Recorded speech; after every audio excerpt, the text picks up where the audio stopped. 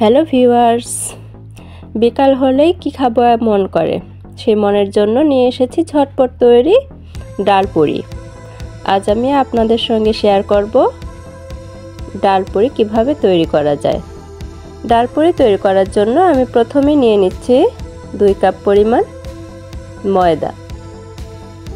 আপনারা আপনাদের পরিমাণ মতো নিতে পারেন, বেশি করতে চাইলে আরও বেশি নিতে পারেন। নিয়ে নিচ্ছি স্বাদ মতো লবণ। এবার আমি ময়দার সঙ্গে লবণটাকে শুকনোভাবেই মিক্স করে নেব কিছুক্ষণ। তারপর দিয়ে দিচ্ছি সামান্য সয়াবিন তেল। আমি এখানে 2 চা চামচ পরিমাণ দিয়েছি।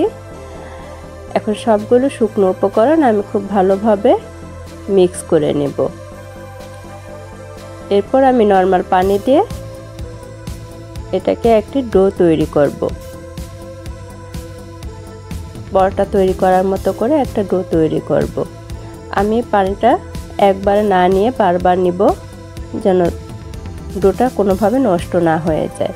ডোটা তৈরি হয়ে গেলে এই পর্যায়ে আমি সামান্য সয়াবিন তেল মেখে ডোটা রেখে দেব।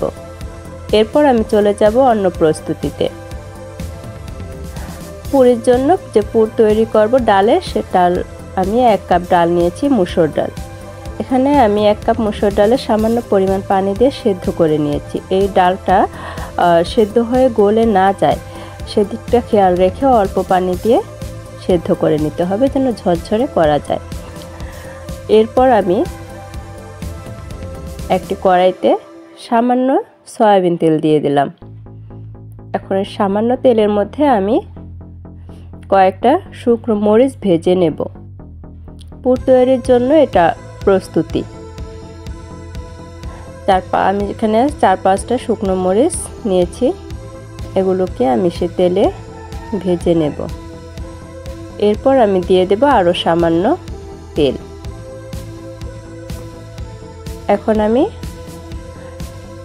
কুচি করে রাখা পেঁয়াজগুলোকে এর তেলে ভেজে নেব, অনেক বেরেস্তার মতো করে ভেজে নেব। এই কাজটা আমি করব মিডিয়াম আঁচে। খুব অল্প আঁচে করলেও হতে চাইবে না, আবার বেশি আঁচে করলে পেঁয়াজটা পুড়ে যেতে পারে। দেখতে পাচ্ছেন পেঁয়াজের রঙটা কত সুন্দর হয়েছে, ঠিক এরকম মুচমুচে করে ভেজে নেব। এরপর আমি শুকনো সেই ডালটাকে এটার সঙ্গে মিক্স করে পুর তৈরি করব। পুরটা যেন একটু ঝরঝরে হয় সেটা খেয়াল রাখতে হবে। এরপর আমি দিয়ে দিচ্ছি সামান্য ধনেপাতা কুচি। এ পর্যায়ে আমি চলে যাচ্ছি সেই ডো তৈরি করে রাখা ময়দাগুলোকে ছোট ছোট করে লেচি করে নেব। সেই লেচির ভিতরে দেখতে পাচ্ছেন আমি কিভাবে সেই পুরগুলোকে দিয়ে দিচ্ছি। ডোটা তৈরি পুরগুলোকে প্রত্যেকটা লেচির মধ্যে আমি দিয়ে একটু ময়দার সাহায্যে সেই লেচিগুলোকে, পুর ভরা লেচিগুলোকে পুরের যে শেপটা ওটা আমি হাতেই করে নিয়েছি। এখানে বেলবো না, হাত দিয়ে একটু মুথে নিলে শেপটা হয়ে যাবে। এরপর আমি এটাকে সয়াবিন তেলে ভেজে নেব, একটু ব্রাউন কালার করে ভেজে নেব। চাইলেই এখন হাতের নাগালে বাজারে আপনি সব রকম নাস্তাই পাবেন, তবে বাসায় তৈরি করার যে ফ্রেশ নাস্তাটা হয় সেটা নিশ্চয়ই আমরা বাজারে পাবো না।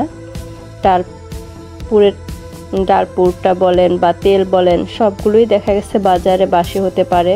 সেক্ষেত্রে আমি যদি ঘরে এরকম ফ্রেশ করে তৈরি করে আমি আমার পরিবারের সঙ্গে খেতে পারি বা ওদের সবাইকে খাওয়াতে পারি, সেটাই হবে আসল তৃপ্তি। এভাবে আপনিও করে খাবেন।